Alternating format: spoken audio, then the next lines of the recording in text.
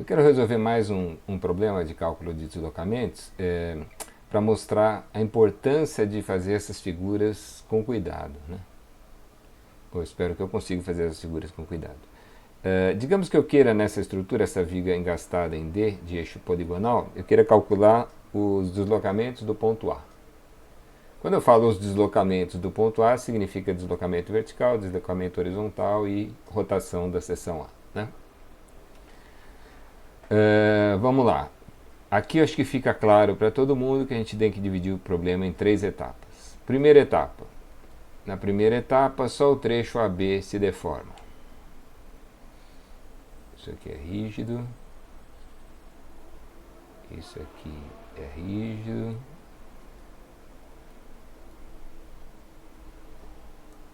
E esse pedacinho aqui pode se deformar.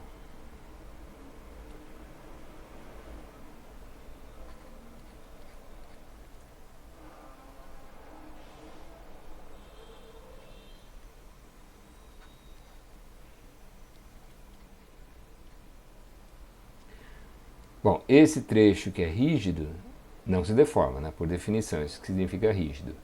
E esse vínculo, esse engastamento, impede qualquer deslocamento do ponto D, deslocamento vertical, deslocamento horizontal e rotação dessa seção.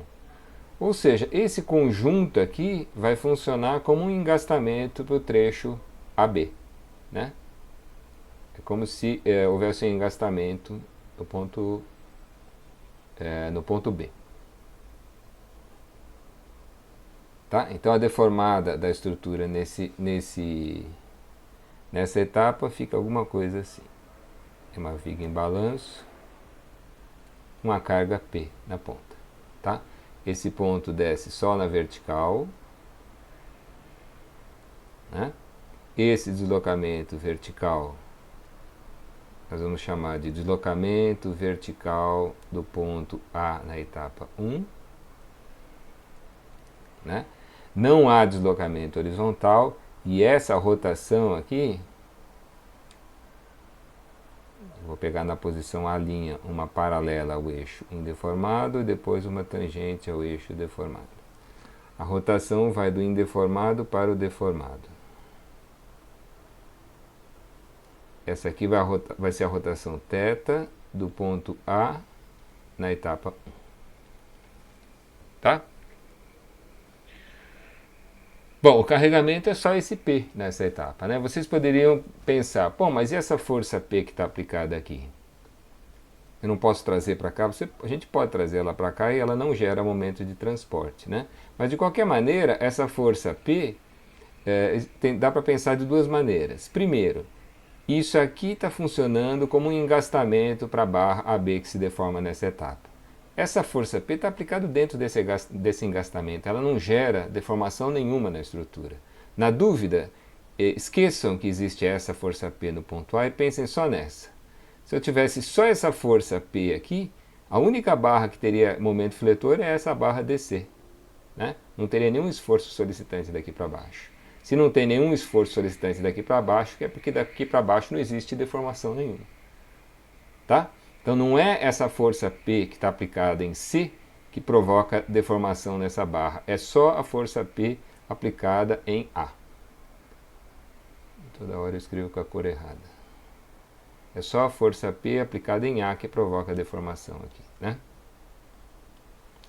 Bom, então, vamos fazer as contas. O deslocamento horizontal em A na etapa 1, vou deixar registrado aqui. Isso é óbvio, mas vou deixar registrado. Esse UA1 é 0.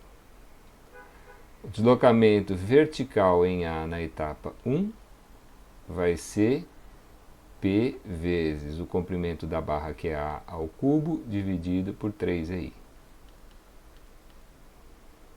E a rotação em A na etapa 1 vai ser P vezes A ao quadrado, dividido por 2EI. Esses resultados estão naquele formulário. Né?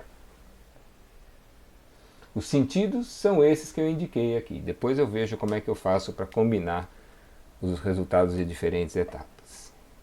Segunda etapa. Na segunda etapa, vamos imaginar que só BC possa se deformar.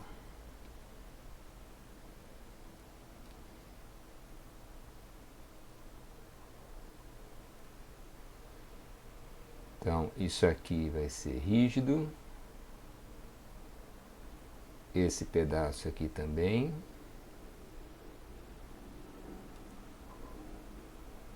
E só esse pedaço vertical vai se deformar.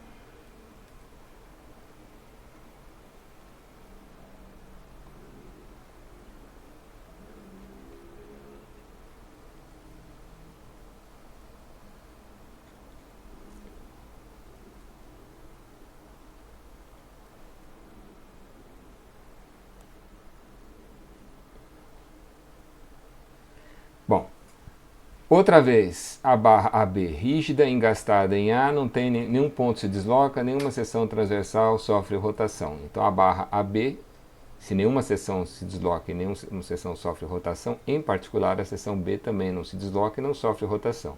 Então esse negócio AB aqui funciona como um engastamento em B, para a barra que se deforma, que é a barra BC. Tá? Nós não temos no nosso formulário uma barra engastada com eixo poligonal. Mas vejam, é só esse trecho que se deforma. Eu posso trazer esse carregamento para a extremidade do trecho que se deforma. Não posso, a princípio, levar ele para lá, né?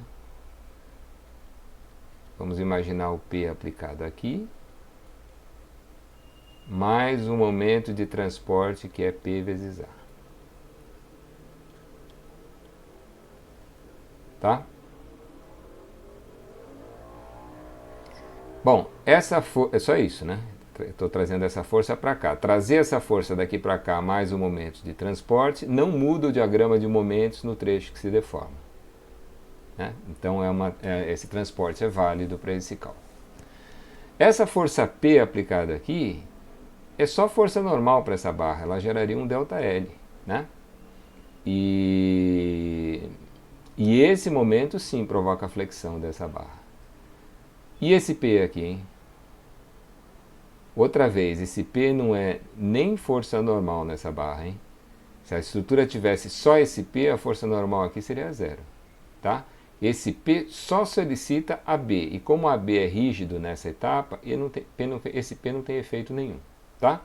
Então, nesse caso, a barra BC tem só a flexão provocada por esse momento e como se estivesse engastada em B. É alguma coisa assim.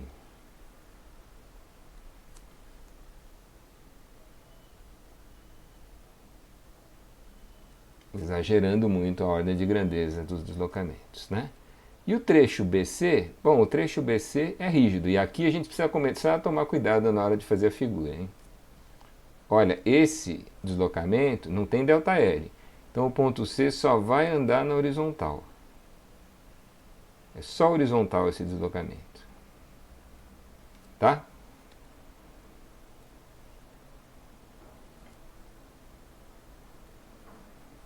O resto tem movimento de corpo rígido. A barra DC sai dessa posição e vem parar aqui, né? De modo a preservar esse ângulo reto. Olha o problema como começa a ficar mais complicado. Ó, a barra vai fazer assim, de modo que o ângulo reto que a gente tinha antes, aqui, ó, tem que ser preservado. É esse o ângulo formado entre essa barra rígida e uma tangente que eu tome nessa posição.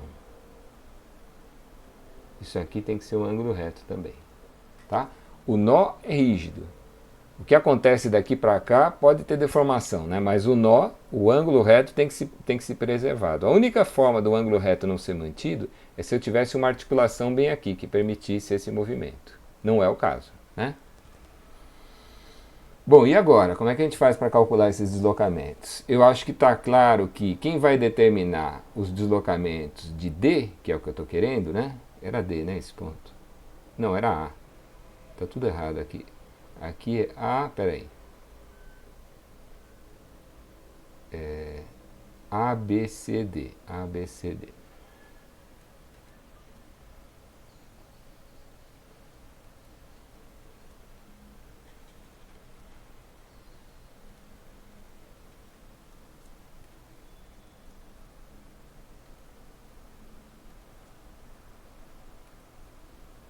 A, B, C, D.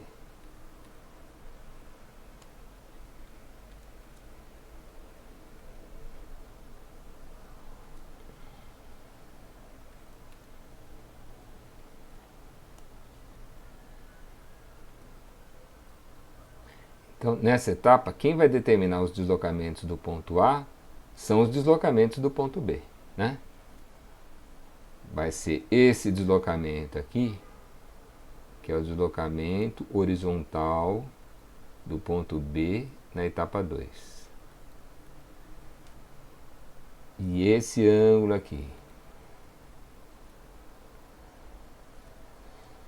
Vejam, na posição B', eu vou traçar uma paralela ao eixo indeformado. A rotação vai do indeformado para o deformado, ou seja, é alguma coisa assim. E ninguém está vendo, né?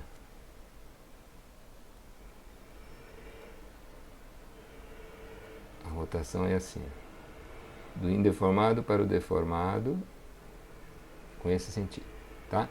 Isso aqui seria o θ do ponto B na etapa 2. Tá? Então, uma coisa a gente já sabe. Se eu vier aqui na posição A', eu vou traçar uma paralela ao eixo indeformado e uma tangente ao eixo deformado. Acontece que o eixo deformado nessa etapa é reto, né? Esse ângulo aqui, ó, que vai do indeformado para o deformado, é o θ A na etapa 2. Esse é fácil. O θA na etapa 2 é igual ao θB na etapa 2. O que esse nó rodar é o que roda toda a barra B nessa etapa. Tá? Então esse é o primeiro resultado. O θA na etapa 2 é igual ao θB na etapa 2. Tá? Bom, e quem é o θB na etapa 2? O θB na etapa 2 é a rotação na ponta de uma viga engastada com um momento na extremidade.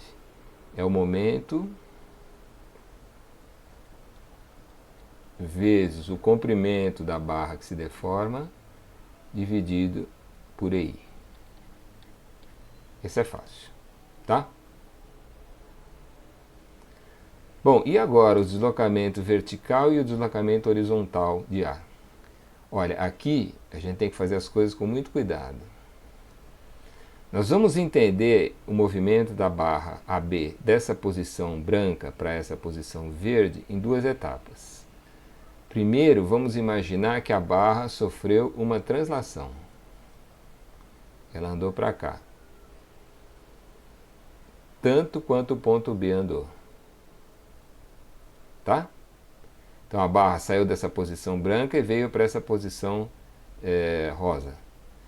Depois a barra roda em torno do ponto B', e ao rodar o arco se confunde com a tangente.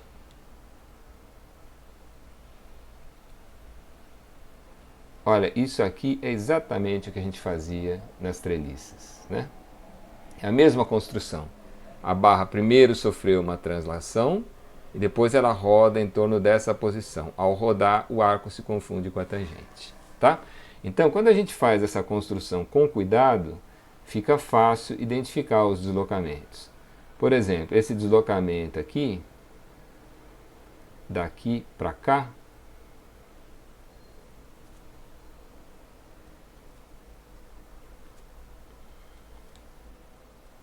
esse deslocamento aqui, é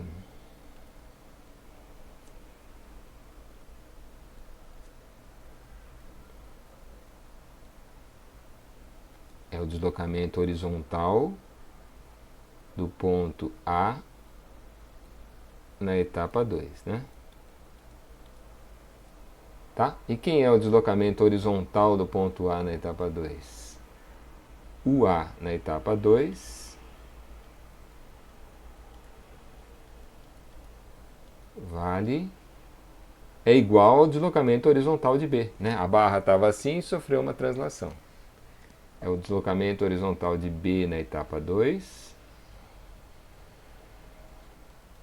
E esse deslocamento de B na etapa 2, agora sim, é consultar o formulário, é a viga em balanço com o momento na ponta. O deslocamento é o momento vezes o comprimento ao quadrado dividido por 2EI.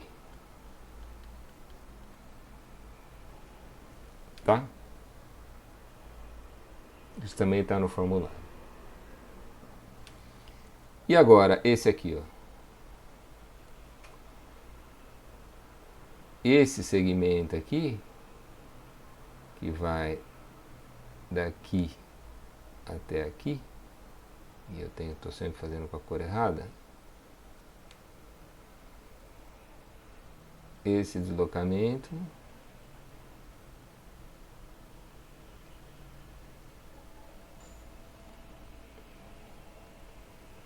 é o deslocamento vertical de A na etapa 2, né? Esse VA2 vale. É só olhar para esse triângulo aqui. O VA2 é igual a esse ângulo aqui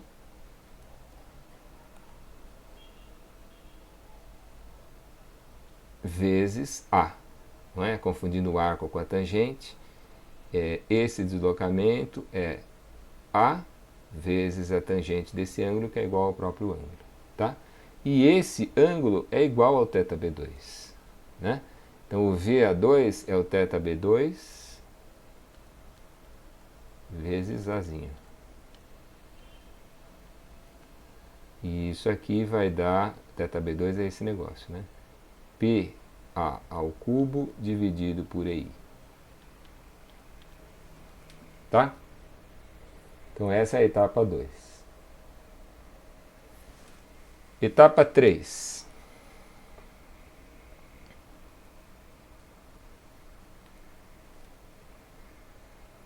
Na etapa 3, só aquele trecho de cima, que é o CD, pode se deformar, né?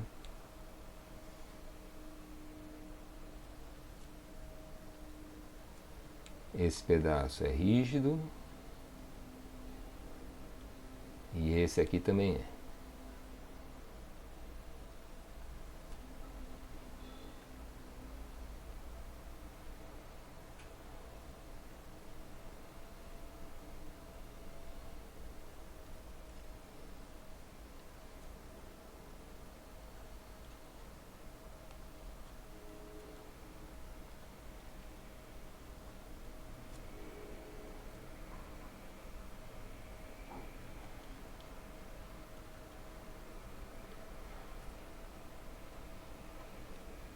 Bom, as condições de vinculação do trecho que se deforma, agora acho que ninguém erra, né?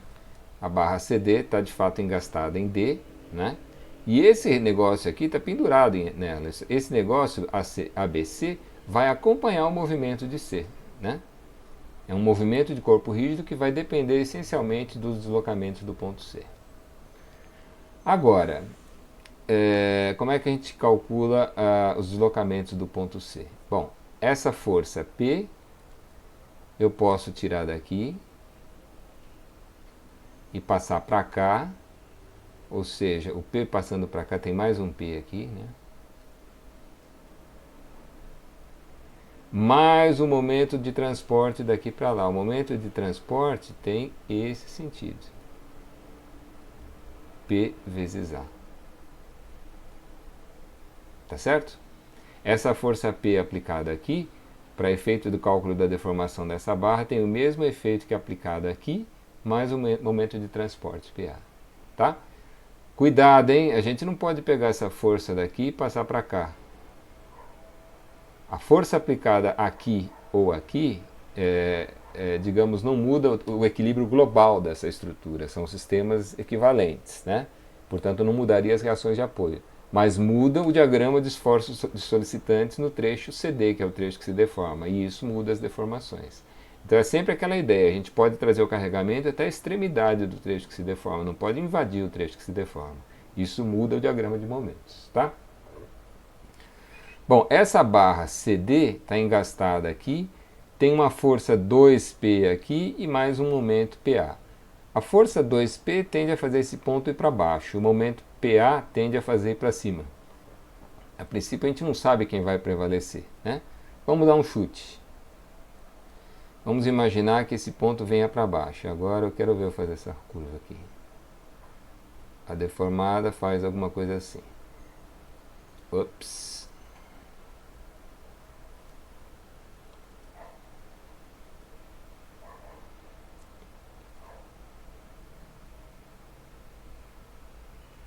Não dá nem para usar uma régua geométrica aqui. Faz de conta que isso aí é deformada, tá? Embora esteja feio, eu estou tomando cuidado na hora de fazer essa figura. Por quê? Ó, esse ponto C, como essa barra só sofre flexão, aqui tinha que ser tangente horizontal, né? Como essa barra só sofre flexão, esse ponto só desce na vertical. Tá? Então, esse deslocamento vertical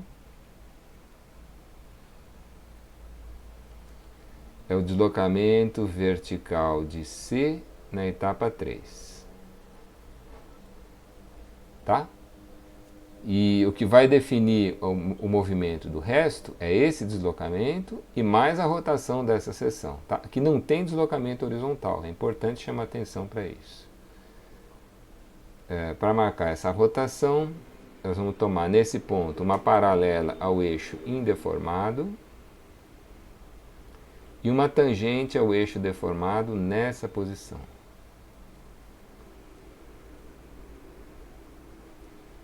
Então o ângulo é do indeformado para o deformado. Esse aqui é o θ do ponto C na etapa 3.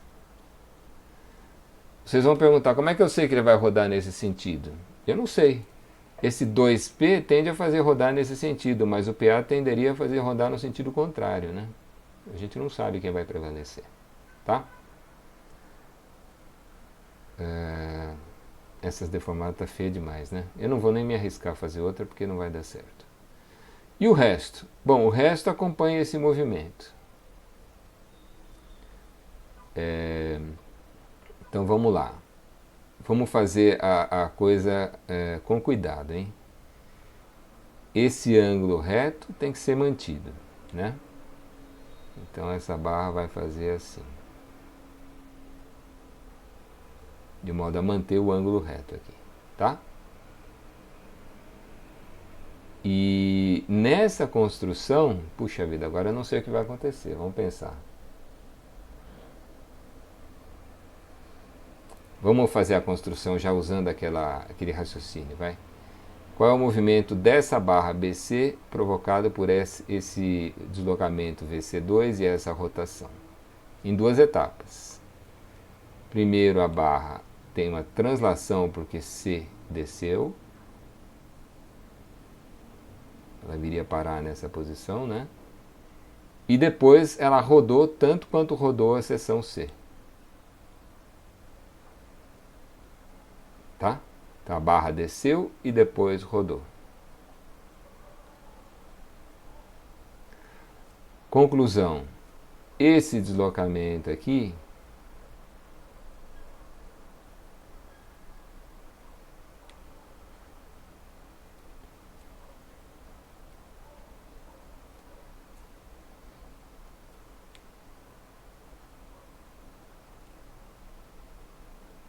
esse é o deslocamento vertical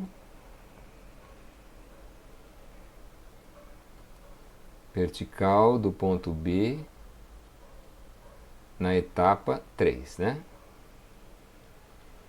Bom, esse deslocamento vai ser igual ao VC3. Tá?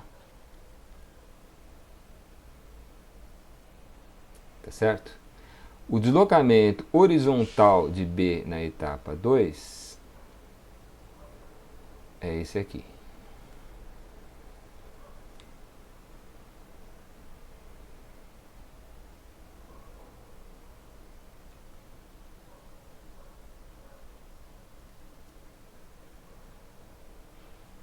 Esse é UB na etapa 3. Tá? E nós vamos calcular esse UB por meio desse ângulo. Esse ângulo é o próprio θc3, né? Bom, vamos deixar isso assim por enquanto. A rotação dessa seção, daqui para frente eu não vou mais marcar a rotação, porque todo esse L aqui, todo mundo vai rodar do mesmo tanto que o ponto C rodou, tá?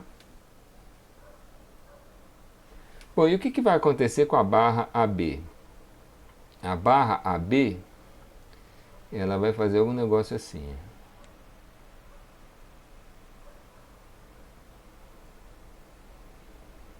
De modo a manter aquele ângulo reto, né? O ângulo reto a que eu me refiro é esse aqui, ó.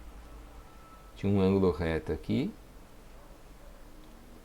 e ele vai ser mantido aqui, tá? Então vamos lá. Os deslocamentos que eu estou querendo são esse deslocamento aqui,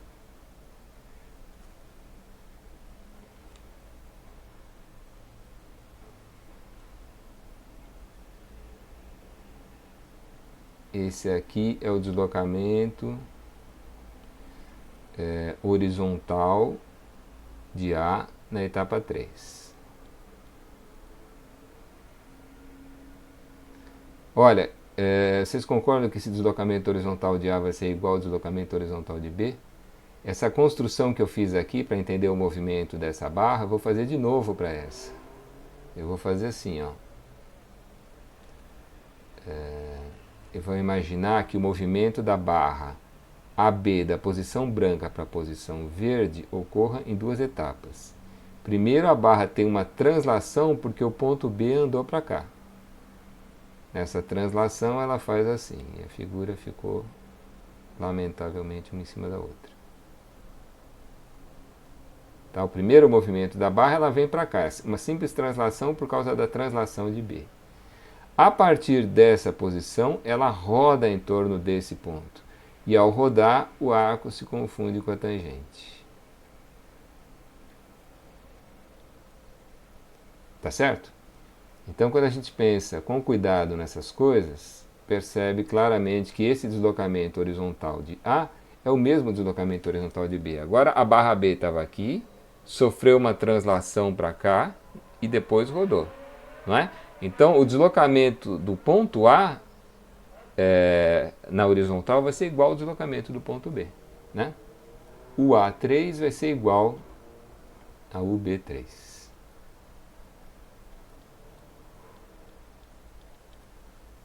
Tá? O deslocamento vertical de A, cuidado agora, hein? A posição A é aqui e a posição A', a posição final do ponto A é essa aqui. Essa aqui é a posição B', a posição final do ponto B. E essa aqui é C'. Então, o deslocamento de A é o vetor que vai de A para A'. A componente horizontal é essa. E a componente vertical vai ser essa aqui, ó. Eu vou traçar. É essa aqui.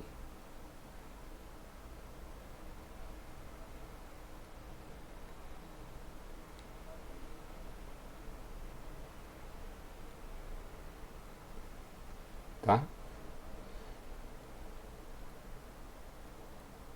É chato isso, né? Esse aqui é o deslocamento vertical de A na etapa 3. Bom, e por último, a rotação de A na etapa 3 é isso aqui. Do indeformado para o deformado. Esse é o θA na etapa 3. Bom, então vamos fazer as contas agora.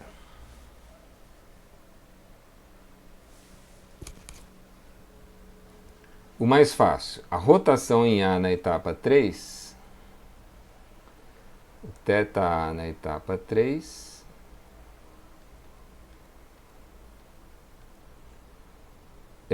Olha, o θ a rotação que a seção A teve é igual à rotação que a seção B teve, igual à rotação que a seção C teve. Isso é igual ao θc na etapa 3. E o θc na etapa 3, cuidado agora, tem dois efeitos, essa força 2P e o momento PA. Qual prevalece? Eu não sei qual que prevalece, mas quando eu fiz essa figura, eu defini quem é a rotação que eu estou chamando de θc3. É a rotação no sentido horário. Tudo que for nesse sentido vai ser um efeito positivo. Tá? Então, essa força 2P provoca uma flexão que está aqui muito mal desenhada, mas a rotação é nesse sentido. Então, vai ser um efeito positivo. É a força 2P vezes o comprimento da barra que se deforma, que é 2A, PL2, né, sobre 2EI, dividido por 2EI.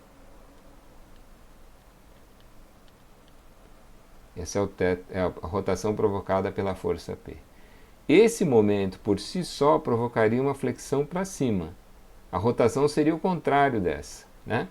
É um efeito negativo. É menos o momento, que é PA, vezes o comprimento da barra que se deforma, que é 2A, dividido por EI. Está no formulário isso também. Esse é o θc3, que é igual ao θA3. Tá? Agora, quem que é o A3? O deslocamento horizontal de A na etapa 3. O A3 é igual a UB3. O deslocamento horizontal desse ponto é igual ao desse.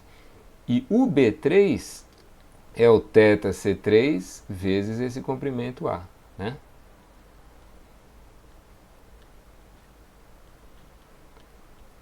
Vezes o comprimento A. Tá?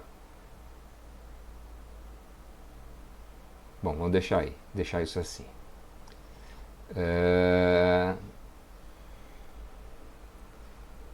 As contas estão aqui, né? E o VA3, agora que são elas, hein?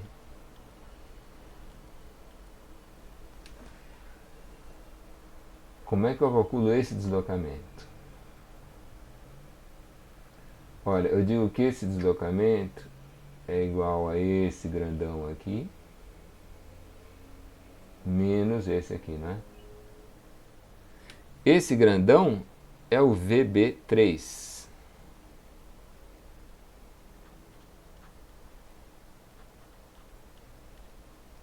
Tá? Então eu estou dizendo que o deslocamento vertical de A é o tanto que B desceu, vai dar até aqui, menos o efeito dessa rotação, né? O efeito dessa rotação é esse ângulo aqui,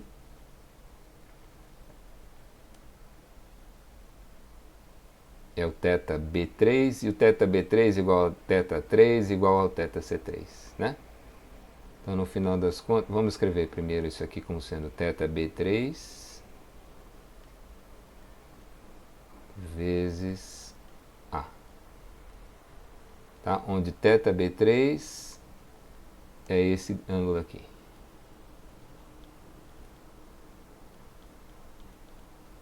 Tá? E agora nós vamos reconhecer que o θB3, esse ângulo, é igual a esse aqui, é o θc3. Né? Isso aqui é o mesmo θc3, que está aqui calculado já. E o VB3, o deslocamento vertical de B na etapa 3, esse aqui, por construção é igual ao VC3.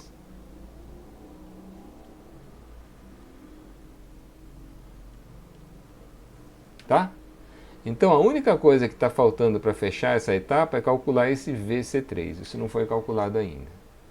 Bom, é simples. O VC3 vai ser 2P tende a fazer descer e o momento PA tende a fazer subir.